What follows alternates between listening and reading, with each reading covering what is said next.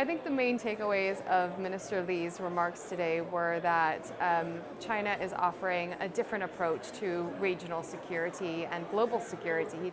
So I think a surprising element in his speech was that whilst this was supposed to be a speech around the global security initiative and the positive vision that China seeks to project for the region, it almost right off the bat started talking about the United States, even if not naming the United States specifically by name. That, I think, stood in stark comparison to Secretary of Defense's Austin speech, where really China was only mentioned right at the end. So a different approach there. The other element that I think was interesting was that we didn't actually hear much around Chinese military capabilities from an actual defense minister. And so in that respect, it was interesting to hear about everything else, really, except for that. And we did hear, of course, a mention of defense diplomacy in the region, how China is going to increase that, but beyond that, little detail.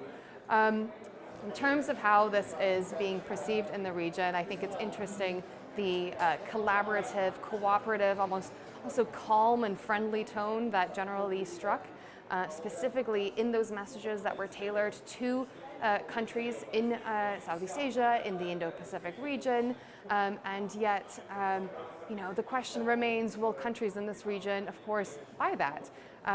Do they believe the messages that China is trying to send to them? For certain countries in the region, I think they will fall on deaf ears or ring hollow.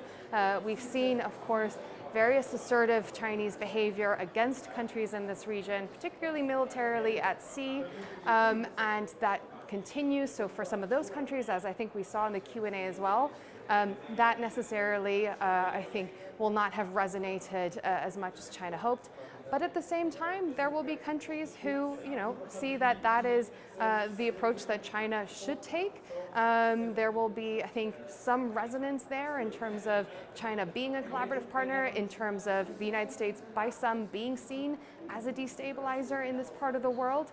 So we'll have to see. There might actually be an audience for that.